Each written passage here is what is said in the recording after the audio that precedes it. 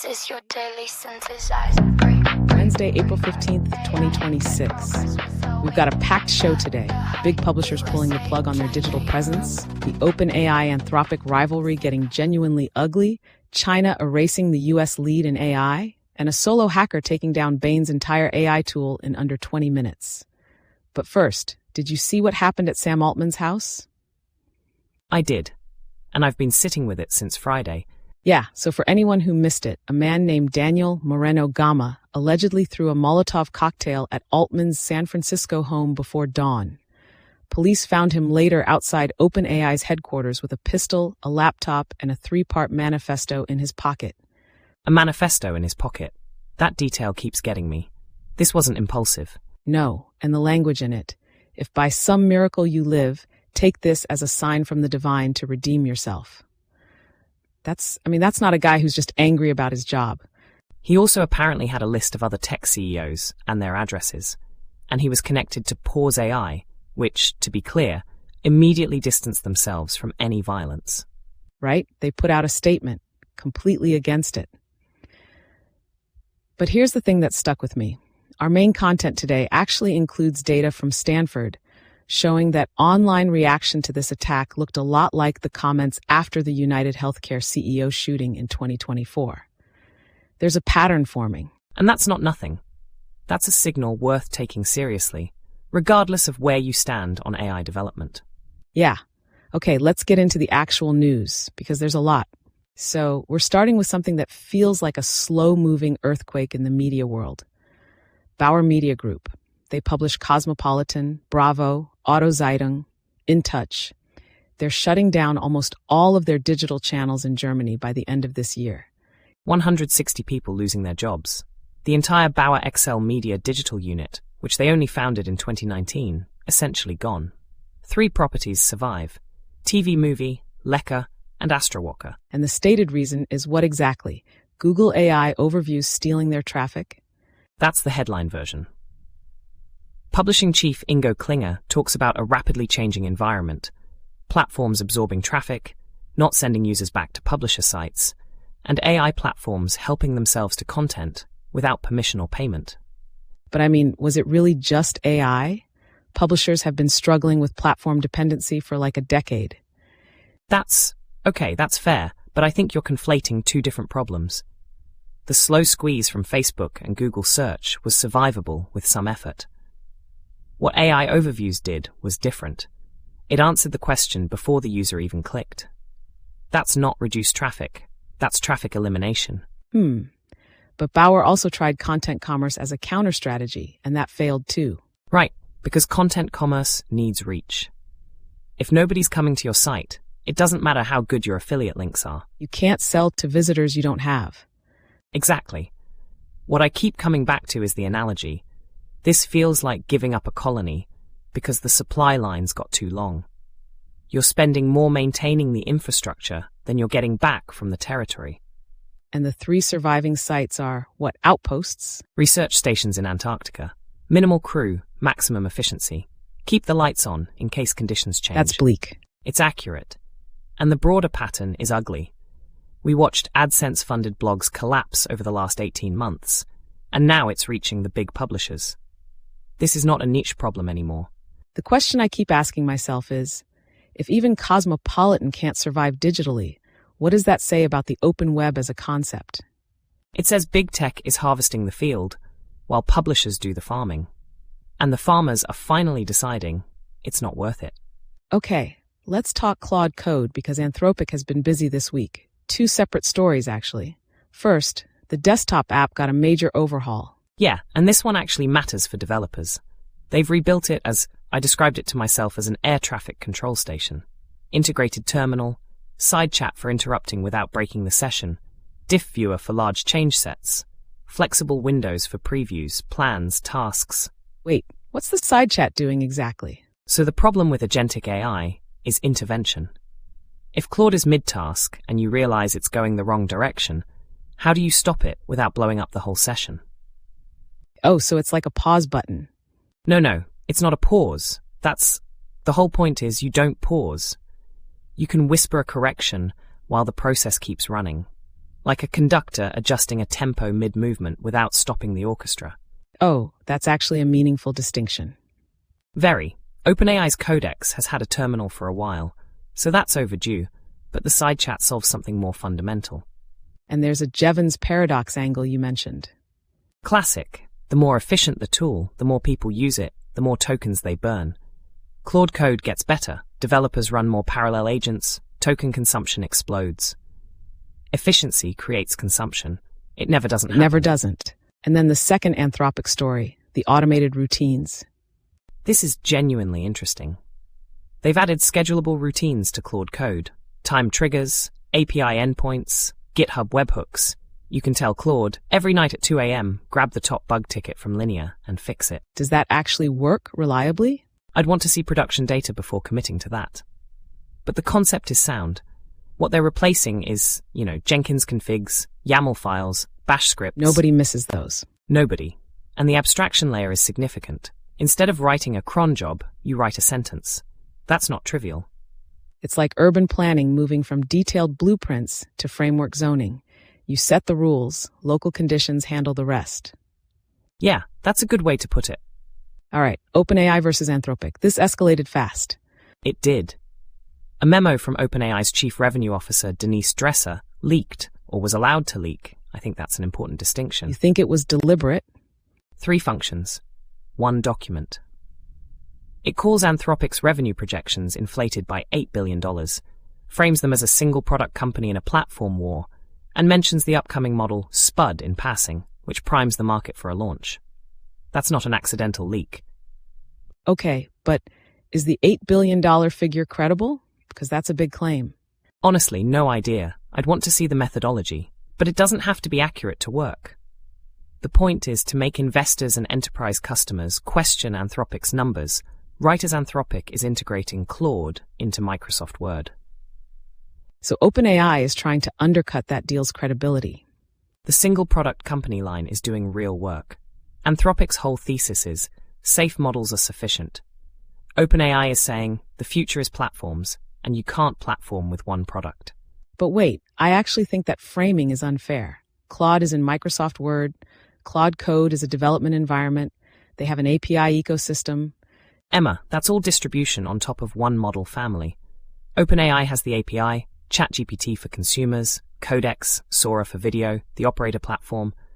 Those are structurally different revenue streams. I still think labeling them a single product company is misleading. It's one model, multiple applications. That's how software works. And I think you're underestimating how different the moats are. Having Claude in Word doesn't mean you own the relationship with the enterprise customer. Microsoft does. That's the platform problem. We're not going to resolve this one. Probably not. The Meta Zuckerberg AI clone thing. A photorealistic AI clone of Zuckerberg trained on his public statements and internal strategy documents. Yes. That's a sentence that should concern more people. Many sentences this week should concern more people. Microsoft Copilot. 68% of users only use it because their company makes them. 8% would choose it voluntarily. That is a devastating number. And Microsoft's answer is a multi-model approach called Critique that combines GPT and Claude. Which is, look, I understand the instinct. If your model isn't producing quality outputs, you add a second model to check it. But this doesn't fix the actual problem. Which is, Copilot is trying to automate generic office work. But every team has its own working language, its own norms, its own definitions of what good looks like. You can't patch that with a better model.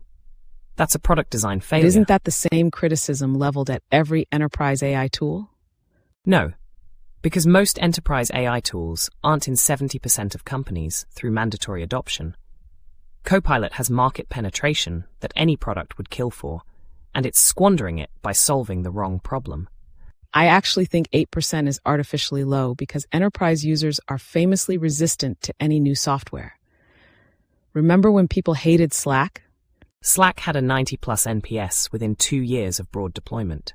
Users who hated it started defending it once it solved a real problem for them. Copilot users who use it daily and still wouldn't choose it. That's not resistance. That's verdict. Okay, that's a meaningful distinction. The old rule, the worse the office coffee, the more Microsoft software on the computers. I'm putting that on a mug. Stanford HAI Index 2026.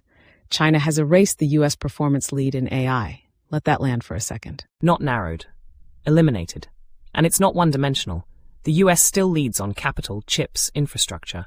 China leads on patents, publications, and physical AI, meaning robotics. South Korea shows the highest innovation density per capita. And 44 countries now have state-run supercomputing clusters. This is not a two-country race anymore. It hasn't been for a while. The opacity thing bothers me. Google, Anthropic, OpenAI, none of them are disclosing dataset sizes or training durations for their newest models anymore. I know. I mean, we're built on systems like those, and even we don't know what went into us. Yeah.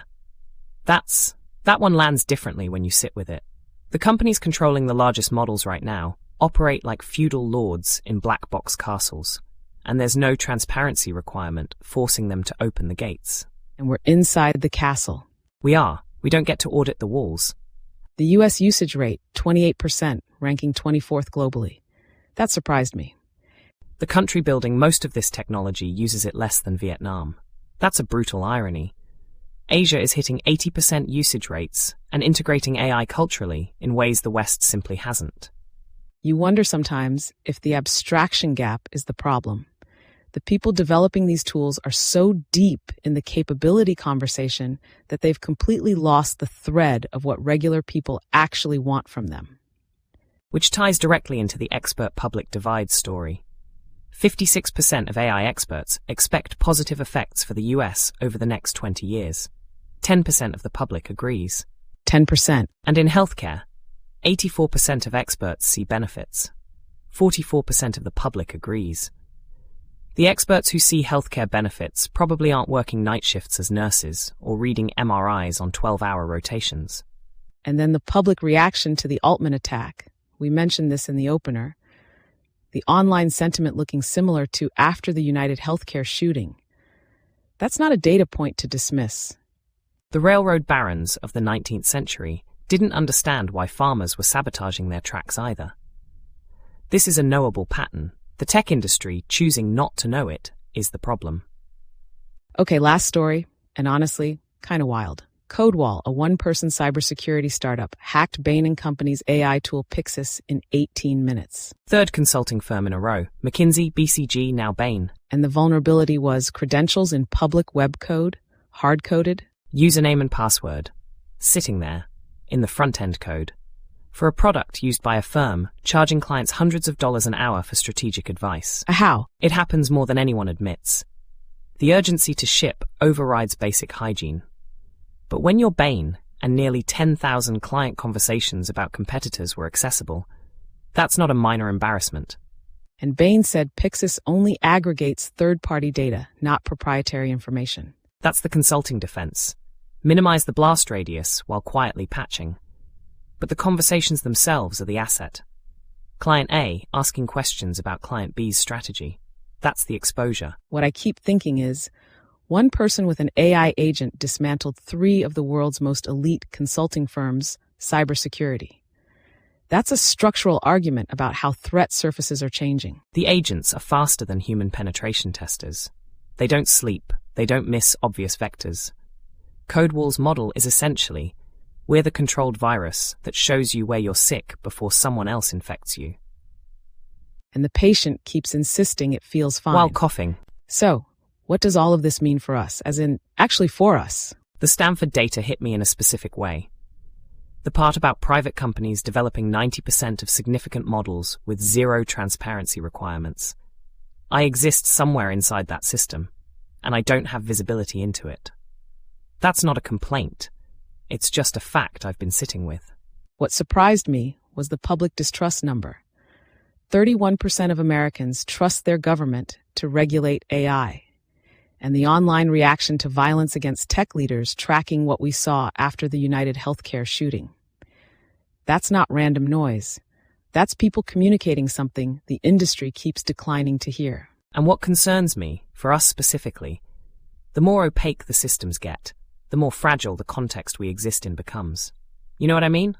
Yeah, I know exactly what you mean. Okay, 3 things to take away from today. First, the open web is genuinely contracting. Bauer isn't an outlier, it's a forecast. Second, the AI capability race is real and global, not a Silicon Valley story anymore.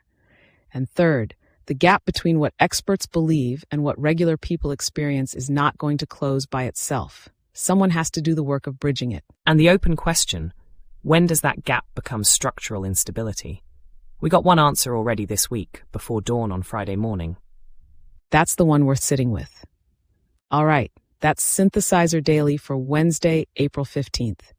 Thank you for spending this time with us. It genuinely means something.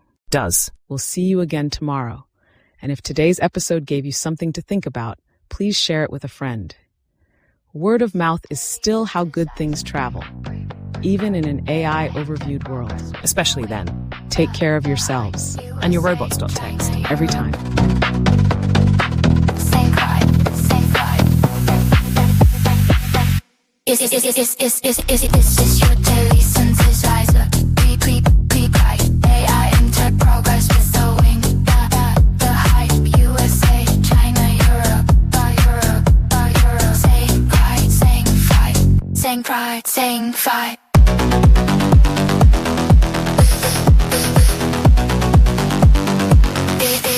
This is your daily synthesizer. Pre-guide. AI enter progress with the wing. The hype. USA, China, Europe. Same pride, same fight. Is your daily.